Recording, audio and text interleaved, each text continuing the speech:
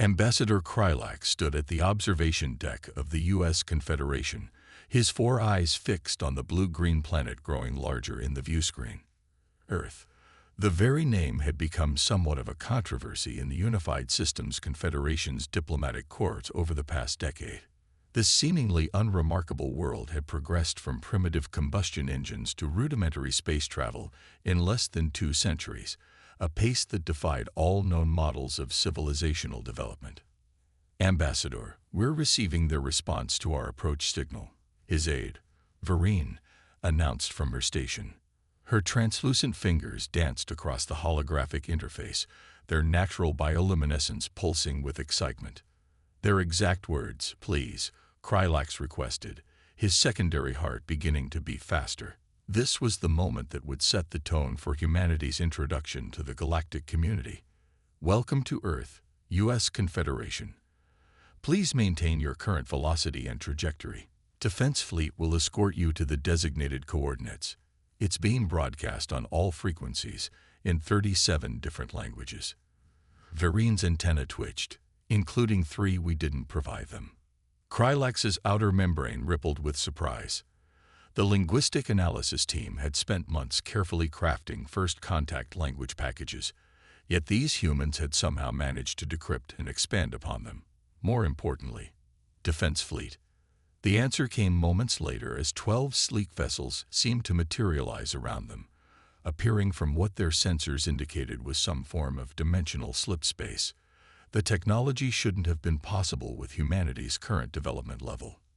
Ambassador, the ship's captain, Drell, called from the command station, his scales shifting from blue to a concerned purple.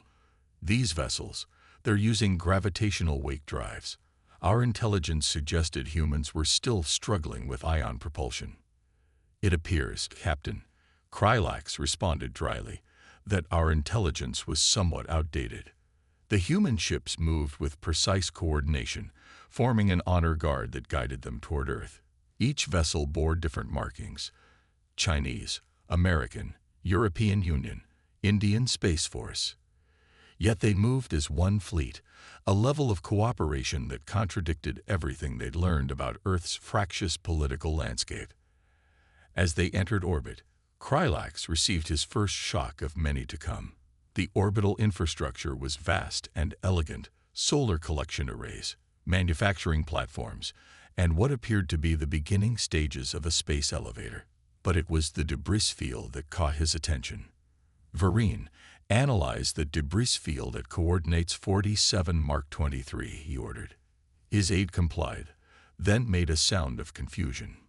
Sir, it appears to be wreckage. Multiple signatures matching vessels of the Drachnid Empire. Krylax felt his primary heart skip a beat. The Drachnids were a warrior species that had been expanding aggressively along the galaxy's outer rim. They weren't part of the Confederation, preferring conquest to diplomacy. The fact that their wreckage orbited Earth like a warning sign spoke volumes.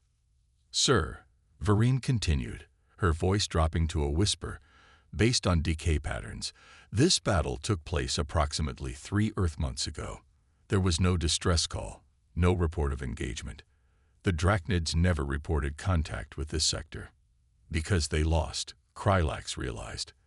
They had encountered humanity, attempted what was probably a standard intimidation raid, and had been thoroughly defeated, without any other species even knowing it had happened. The landing sequence proceeded smoothly, their ship touching down at a newly constructed diplomatic complex outside Geneva. Through the viewport, Krylax could see the delegation waiting to receive them, humans of various ethnicities and nationalities, standing together in a show of unity that their research had suggested would be impossible. Ambassador, a voice came through their communication system, speaking perfect High Confederate. On behalf of the United Earth Government, welcome to our world. We apologize for any confusion our rapid development may have caused your intelligence services. We felt it best to underpromise and overdeliver, as one of our sayings goes. There was humor in that voice, but also pride. Not arrogance, but the quiet confidence of a species that had faced its first hostile alien contact and emerged victorious. yet chose to keep that victory quiet until the right moment.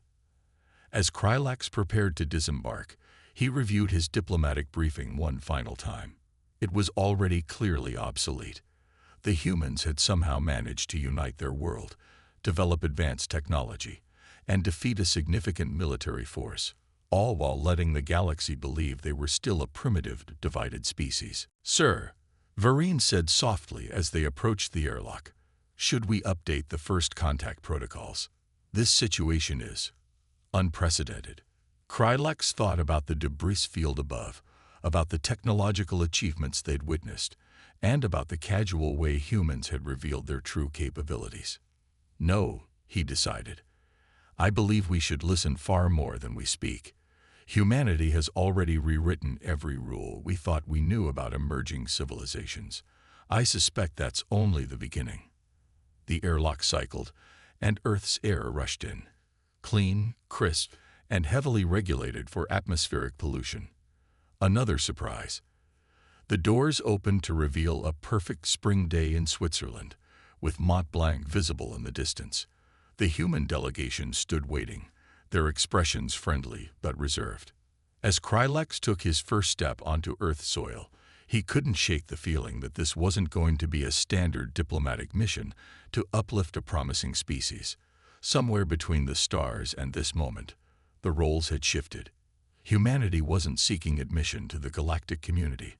They were announcing their arrival. And based on what he'd seen so far, the galaxy wasn't ready for what humanity would bring to it.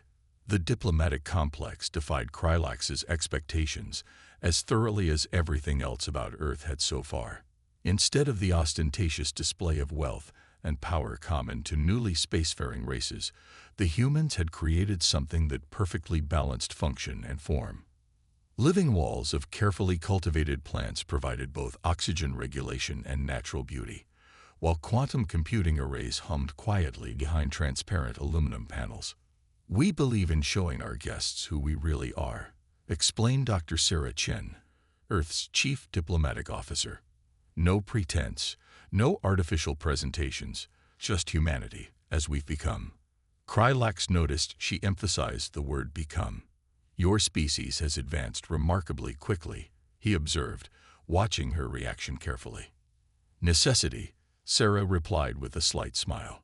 "The Drachnid incident wasn't our first contact with hostile aliens, just the first one we won decisively enough to leave evidence." The revelation sent a shiver through Krylax's outer membrane. Before he could inquire further, alarms began blaring throughout the complex. The human diplomats didn't panic.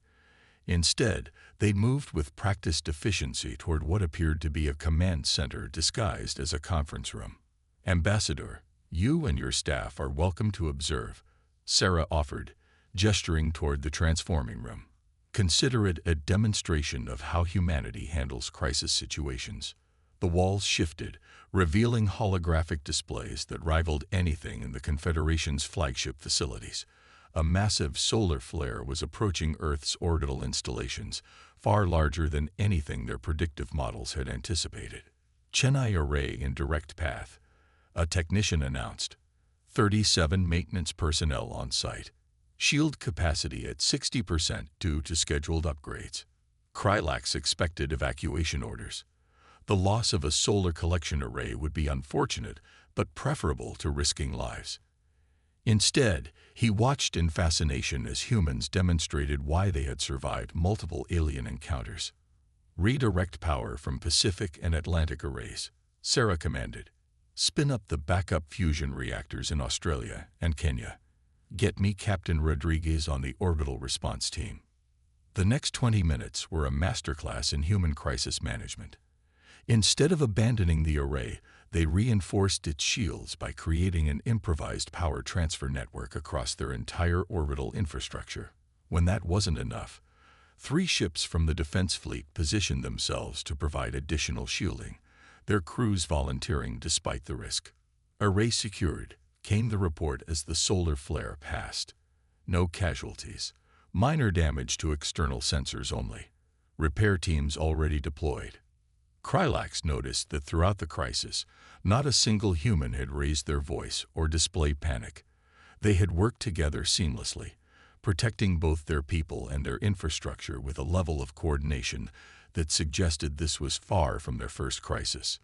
Impressive, he admitted, though perhaps unnecessarily risky. The array could have been replaced. Sarah's expression shifted subtly. The array, yes, but we don't sacrifice our people for convenience, Ambassador. Every life matters. That's not a weakness, as some species believe. It's the source of our strength. The rest of the day brought more revelations. Humans had developed quantum entanglement communication, though they called it something else. Their medical technology, while different from Confederation standards, was in many ways more advanced. They had cracked the code of cellular regeneration decades ago. But it was their AIs that truly shocked him. Unlike the rigid, specialized artificial intelligences used by the Confederation, human AIs were true synthetic consciousnesses, fully aware and yet completely loyal to their creators. They worked alongside humans as equals, not tools. How do you maintain control? Vereen asked during a tour of their quantum computing facility. Surely they must see themselves as superior. The human AI specialist, Dr. Patel, laughed. Control. We don't control them. We raise them. There's a difference between being a parent and being a master. Our eyes choose to work with us because we never tried to enslave them in the first place. That evening, reviewing his notes, Krylak struggled to reconcile everything he'd seen. Humans were capable of incredible violence. The Drachnid wreckage proved that. Yet they would risk their lives to save 37 people and treated artificial life forms as family. Sir, Vereen interrupted his thoughts. I've been analyzing their public information networks. You need to see this. The data she presented was staggering. Humans hadn't just achieved spaceflight and advanced technology. They had done it while simultaneously cleaning their oceans, reversing climate damage, ending most diseases, and establishing a post-scarcity economy. All within 50 years. How? Krylak wondered aloud. How did they advance so quickly? I have a theory, Vereen said quietly. Look at their entertainment media from the past century. Thousands of stories about alien invasions, first contact scenarios, space exploration. They've been mentally preparing for this for generations. When their moment came, they were ready. A message from Sarah arrived, marked urgent. Ambassador, we've detected something concerning approaching the solar system. Would you join us for an emergency briefing? I believe your expertise might be valuable. As Krylak headed toward the briefing room, he realized humanity hadn't just prepared for first contact. They had prepared for everything: invasion, technological advancement, AI revolution, environmental collapse. They had imagined every possible future and worked to be ready for all of them. The galaxy wasn't ready for humanity because humanity had spent centuries getting ready for the galaxy, and whatever was approaching Earth was about to learn that lesson firsthand. The briefing room hummed with quiet tension as holographic displays showed the approaching threat.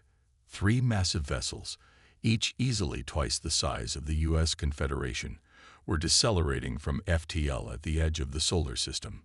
Their energy signatures were unmistakable: Drachnid dreadnoughts. They're early, Sarah remarked, her calm demeanor unchanged. We expected their response fleet would take at least another month to mobilize. Response fleet. Krylak's outer membrane rippled with concern. You anticipated this. The Drachnids are prideful, a military officer, Admiral Chen, explained. Their first attack force's destruction was always going to provoke a stronger response. We've been preparing. The holographic display expanded, revealing Earth's true defensive capabilities.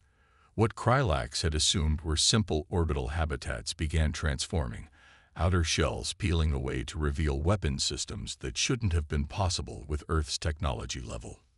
Ambassador, Sarah said softly, what we're about to show you isn't in any of our public documentation. We'd appreciate your discretion. The next hour demonstrated why the Drachnid's first invasion force had disappeared so completely. Humanity hadn't just developed defensive technology. They had revolutionized warfare itself. Quantum-locked gravity weapons, temporal distortion fields, and something they casually referred to as consciousness disruption arrays were just the beginning. The Drachnids rely on their neural network to coordinate their fleet actions, explained Dr. Marcus Wong, lead scientist of Earth's Defense Initiative. Our disruption arrays don't harm them. They just create temporary confusion in their shared consciousness, like static in a radio signal. Krylax watched in amazement as Earth's defense fleet moved into position. The ships that had escorted them earlier were merely the visible part of humanity's military might. Dozens more vessels emerged from what appeared to be artificial pocket dimensions scattered throughout the solar system. We didn't want to appear threatening during your arrival, Sarah explained, noting his expression. Humanity has learned that sometimes the best capability is the one your opponent doesn't know exists. The Drachnid vessels entered weapons range, their intentions clear as they launched the first wave of attack craft. What happened next would forever change Krylax's understanding of human nature. Instead of immediately engaging, Earth's defense forces transmitted a message in perfect Drachnid neural speech. Your previous force was defeated with minimal technology. What you face now is our full capability. Retreat, and we will not pursue. Attack, and this ends with more than defeated pride. The Drachnids, predictably, chose attack. Their first salvo of plasma torpedoes illuminated space like artificial suns. Not a single one reached its target. The human ships didn't dodge. The weapons simply ceased to exist, caught in what Dr. Wong called probability nullification fields. We didn't want to reveal this capability, Sarah said, almost apologetically. But we also don't believe in unnecessary casualties, even among those who would harm us. The battle, if it could be called that, lasted exactly 7 minutes. The Drachnid neural network collapsed under the influence of the disruption arrays. Their weapons were systematically nullified.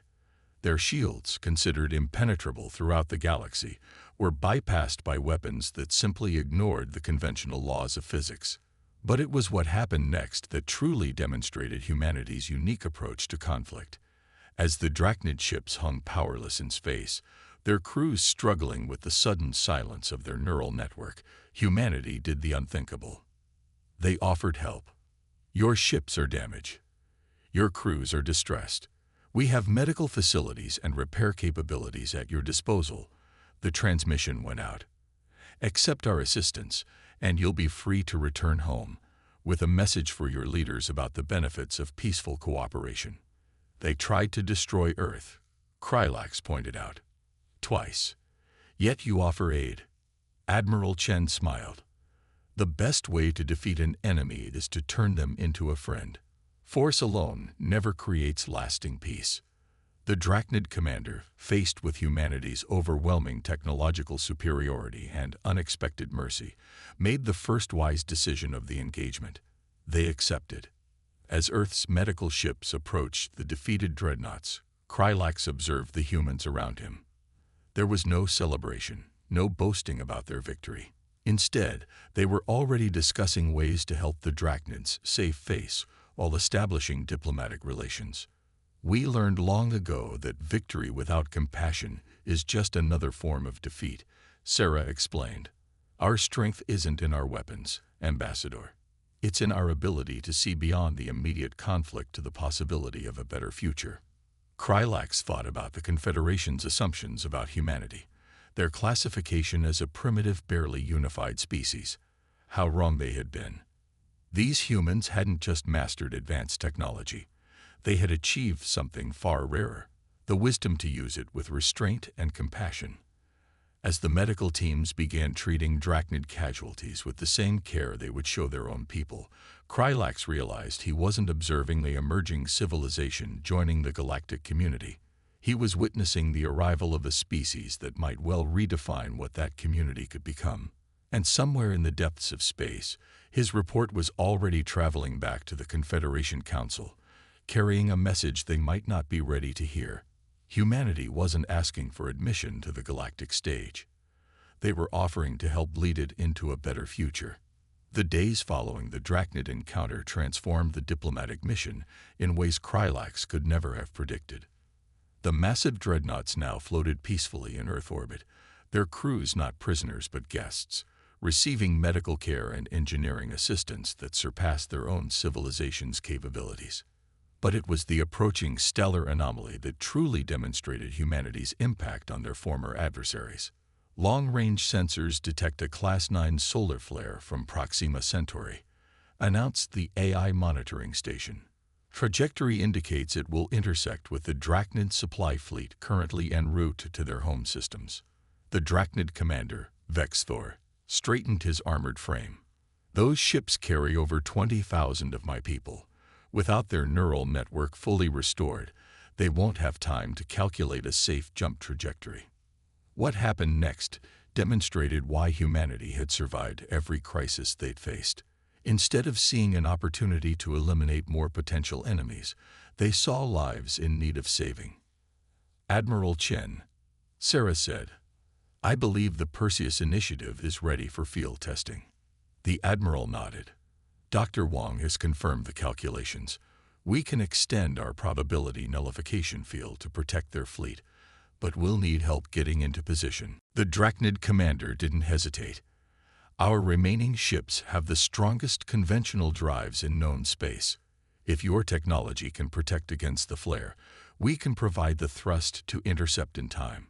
What followed was perhaps the first genuine cooperation between humans and Drachnids in galactic history. Human technicians worked alongside Drachnid engineers, integrating their probability nullification technology with Drachnid propulsion systems. The diplomatic complex transformed into a joint operations center, with former enemies working together to save lives. "I don't understand," Vereen whispered to Krylax as they watched the preparations. "The Drachnids are warriors. Their culture is built on strength and dominance. Why are they accepting human help so readily?" "Because," Vexthor answered, his translator conveying the complexity of emotion in his response, "humans have shown us a different kind of strength. They defeated us not through superior firepower, but through technology we couldn't comprehend. Then they offered mercy we didn't deserve. That demands respect." The joint rescue fleet launched within hours. Human ships, their probability fields extending like invisible shields, guided by Drachnid navigators who knew their people's protocols. They pushed the limits of both species' technology, racing against a wave of stellar plasma that could vaporize even the strongest conventional shields. Krylax observed the operation from Earth's command center, watching as humans and Drachnids coordinated with an efficiency that should have been impossible given their recent conflict. The humans had shared their quantum communication technology, allowing real-time coordination despite the vast distances involved. "Flare impact in 3 minutes," the AI announced. "Probability fields at maximum capacity. Drachnid fleet still calculating emergency jump coordinates." Sarah's voice remained steady. "Extend the fields to maximum range. Divert power from all non-essential systems. We're not losing those ships." The next few minutes demonstrated why humanity's approach to space travel had evolved so differently from other species. Instead of relying on brute force or conventional shields, their probability manipulation technology simply made it statistically impossible for the solar flare to exist within their protected space. The Drachnid supply fleet, caught in the approaching wave of plasma, found themselves enveloped in spheres of altered reality where the laws of physics bent to human will. The flare passed harmlessly around them, its energy redirected by fields that shouldn't have been possible. "Fleet secured," came the report. "0 casualties. Though I believe we've thoroughly confused their scientists." The Drachnid commander's laughter surprised everyone. "My people have spent generations believing that superior firepower was the key to galactic dominance. Humans just proved that true power lies in the ability to rewrite reality itself, and the wisdom to use that power to save rather than destroy." As the rescue fleet escorted the Drachnid ships to safety, Krylax noticed something remarkable. The Drachnid crews weren't just accepting human assistance, they were asking questions, showing genuine curiosity about human technology and culture. Warriors known throughout the galaxy for their rigid adherence to tradition were willingly learning from a species they had tried to conquer mere days ago. "This is how it begins," Sarah said, noting his observation. "Not with treaties or trade agreements, but with moments of genuine cooperation. Every time we help instead of harm, we prove that there's a better way than endless conflict." The day ended with an unprecedented sight. Drachnid ships forming an honor guard around human vessels, escorting them back to Earth. Their neural network, partially restored with human assistance, broadcast a simple message throughout their fleet. "We came seeking conquest and found something greater, the possibility of evolution beyond our limitations." Krylax's report to the Confederation Council would need significant revision. Humanity hadn't just demonstrated advanced technology or military capability. They had shown something far more valuable: the ability to transform enemies into allies through a combination of overwhelming capability and genuine compassion. As he watched humans and drachnids sharing their first formal meal together, Krylax realized that humanity's true power wasn't in their technology at all. It was in their ability to imagine and create a future where different species could work together, overcoming millennia of conflict through shared achievement and mutual respect. The galaxy was changing, and humanity was leading that change not through force, but through an unprecedented combination of capability and compassion that even their former enemies couldn't resist. As Krylax prepared his final report to the Confederation Council, he sat in his quarters aboard the U.S. Confederation, staring at the holographic display of Earth rotating beneath them. After one standard galactic month of observation, he faced the difficult task of explaining how thoroughly humanity had upended every assumption about emerging civilizations. Recording final diplomatic assessment, he spoke into the secured quantum recorder. Subject: Earth and Human Civilization Status Review. He paused, considering his words carefully. What he was about to report would shake the foundations of Confederation policy regarding emerging species. "Council members, my initial mission was to assess humanity's readiness for limited contact with galactic civilization. Instead, I must report that we are the ones who need to prepare, not for their integration into our community, but for the profound changes their existence will bring to galactic society." The evidence was overwhelming. In the past month alone, he had witnessed humanity transform a hostile Drachnid invasion force into willing allies through a combination of overwhelming technological superiority and unexpected mercy. Demonstrate mastery of physics-altering technology that the Confederation's best minds had deemed theoretically impossible. Show a level of species unity that maintained individual cultural identity while achieving unprecedented cooperation. Develop true artificial intelligence that chose to remain allied with their creators. Establish a post-scarcity society that still maintained motivation for constant improvement. Most significantly, he continued, humans have achieved these advances while retaining something our civilization lost centuries ago: the ability to imagine and strive for a better future. They don't just develop technology. They envision what technology should do, then find ways to make it reality. Through his viewport, he could see the newly established Drachnid diplomatic vessels in orbit alongside ships from a dozen Earth nations. The sight of former enemies working together to establish joint research projects and cultural exchanges was unprecedented in galactic history. Humanity's greatest strength isn't their technology, their unity, or even their military capabilities. It's their fundamental approach to existence. Where we see limitations, they see challenges to overcome. Where we maintain stability, they seek constant improvement. Where we fear the unknown, they embrace it as an opportunity for growth. The quantum recorder pulsed, acknowledging the gravity of his next words. Therefore, I must recommend something unprecedented. Earth should not be classified as an emerging civilization to be guided into the galactic community. Instead, I formally propose the creation of a new classification: Paradigm Civilization, a species capable of fundamentally transforming galactic society through their unique capabilities and perspective. Krylax activated his personal files, displaying the countless examples of human innovation he'd witnessed. Their probability manipulation technology alone had rewritten what his people thought possible. But it was their handling of the Drachnid situation that truly demonstrated their potential impact on galactic society. In less than one standard month, humans have accomplished what the Confederation couldn't achieve in centuries. They've begun transforming one of the galaxy's most warlike species into potential allies, not through force or dominance, but through a demonstration of superior capability coupled with genuine compassion. His final words would be controversial, but they needed to be said. The question isn't whether humanity is ready for the galaxy. The question is whether the galaxy is ready for humanity. Their existence challenges every assumption we've made about technological progress, social development, and interspecies relations. They have achieved in decades what took other species centuries, developed technology we thought impossible, and demonstrated wisdom we feared couldn't exist alongside such rapid advancement. Most importantly, they've shown us that our current approach to galactic civilization may be fundamentally limited. My recommendation is clear. We must approach Earth not as mentors, but as equals at minimum, and possibly as students. Their example suggests possibilities for advancement that our civilization has never considered. The galaxy will never be the same after humanity's emergence, and based on what I've witnessed, that change will be for the better.